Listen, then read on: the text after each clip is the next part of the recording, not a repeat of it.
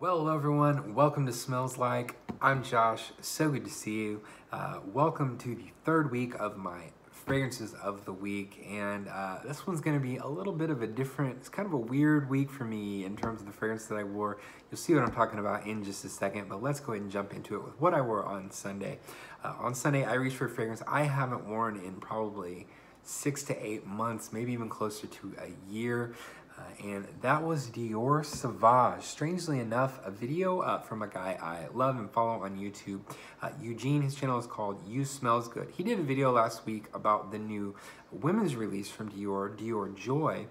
And was just kind of talking about how that's a fragrance that, you know, love it or hate it, it is what it is. It makes no airs about being anything other than just a mass-pleasing fragrance that was designed to sell lots and lots and lots and really just be, you know, pleasing to kind of the lowest common denominator. That's what that is designed for, and it pulls that off. And I feel like it made me think of Sauvage and how that's really what this is. This was meant to be a mass pleaser. I've had this for 3 years now. I actually got this as soon as it went on sale, as soon as it came out, almost exactly 3 years ago. I had just gotten into the fragrance hobby. This was the third bottle that I ever actually got once I got into this hobby. And you know, it was just because mostly the female sales associates at Sephora were just telling me that they were just gaga over this. They thought it was just the, you know, the sexiest fragrance that there had ever been. It's this new fragrance from Dior. It's the best fragrance. Every girl is in love with it, you know. And so I kind of bought into the hype, but I did like it, and I still do like it. It's nice for, you know, Sunday I was just kind of laying around, hanging out, and this just brought kind of some freshness. There's this really great bergamot note in here. Dior does bergamot really well. In fact, it's the same bergamot note that's in Dior Joy. It smells like the same note to me. Really just a great bergamot note, really zesty. There's some kind of spicy pepper, black pepper in this, and then that ambroxan that is really that fresh, slightly metallic things. Plenty of other notes in here, I think, but those are kind of the main things that I get. And one of the things that Eugene said in his video about Dior Joy was that fragrances like that, and that fragrance in particular, you know, may be our best representation of the times, you know, like it or not. And it made me think of Sauvage, looking back 10 or 20 years from now, Sauvage really may represent the times, a sort of culture of instant gratification, and everything is fast-paced and futuristic and kind of insane. But this style of fragrance really took off after this came out. There were so many men's fragrances. Pretty much, it seems like almost every men's fragrance that comes out designer-wise has ambroxan in it right now. And so for me, I won't touch any of those other ones, but I will stay with the original and make sure I have the original Sauvage that kind of started that trend. And who knows, maybe someday I'll look back on this, you know, fondly and kind of remind me of this time in my life. Maybe not, maybe so. On Monday, I reached for one of my favorites that I've really been enjoying this fall, and that is from Tom Ford. Ombre Leather. This is a fairly new release, just came out this summer, 2018, and wow, I've really been enjoying this. I fell in love with this, love from first sniff when I first smelled it, back when it was in the private line for Tom Ford. I just really loved it. It's kind of a more easygoing, easier to wear, less harsh, less in-your-face version of Tuscan leather, which I also love. But this really just wears well on me.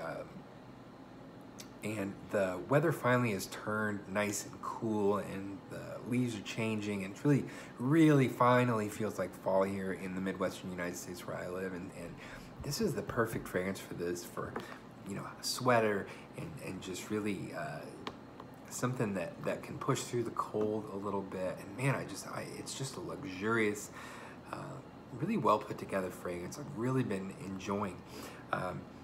So then on Tuesday is where things got a little weird. Actually, these are the only bottles that I reached for all week.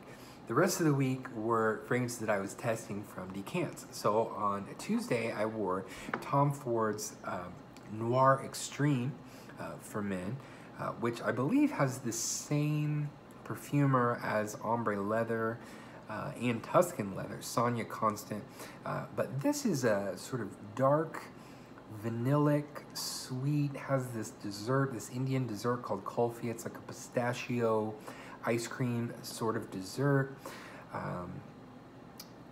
There's some spices in this, really kind of an interesting dark fragrance, but really wears well, easy to wear, kind of a crowd pleaser for the cooler weather. And I just kind of had my eye on this for a while, and for whatever reason, this really struck my fancy, and so I've been testing out from this 5 ml decant, really to see if I want to grab a full bottle of that. I'm thinking I might. On Wednesday, things really took a turn because I got this fragrance in the mail, the new release from Parfums de Marly called Percival. Everybody's been talking about this in the fragrance community. It's kind of the, I guess, the hype of the moment. And so I got this in the mail, and so I wanted to wear and test this one out and just kind of get a feel for it. So I wore this on Wednesday, Thursday, and Friday. I filmed a review and posted a full review of this. I will link that below. You can check out my full review to really get my thoughts on this, what this one's all about.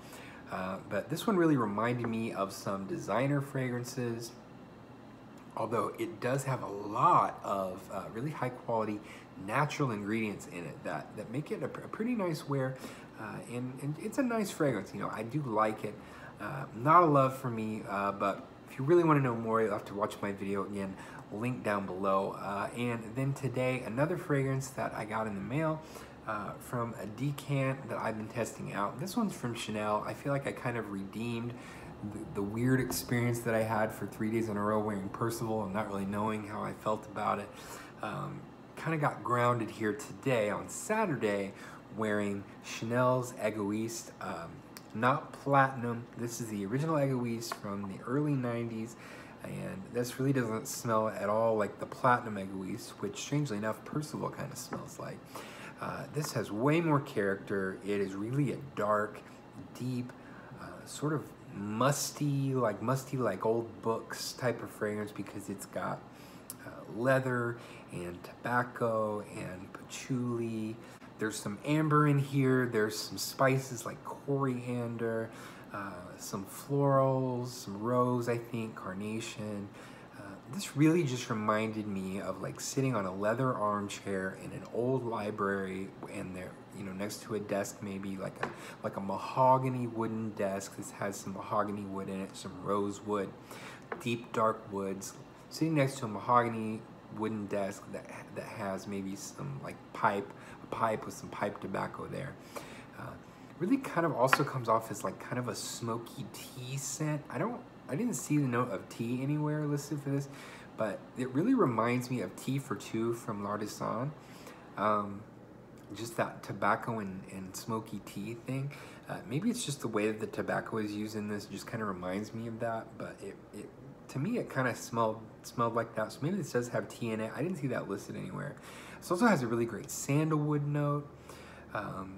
And it opens with this really nice blast of aldehydes, those Chanel aldehydes. In fact, when I sprayed this for the first time and then it got that initial blast of aldehydes, I thought it was gonna be like Chanel number 22 or even Chanel number 5, just with those aldehydes, but it really doesn't smell like those at all. It really kind of goes its own way but it has those a really nice blast of those aldehydes in the opening, and I just love those like sparkling Chanel aldehydes, and so to put those with some darker notes like leather and tobacco, it really was interesting, those dark woods.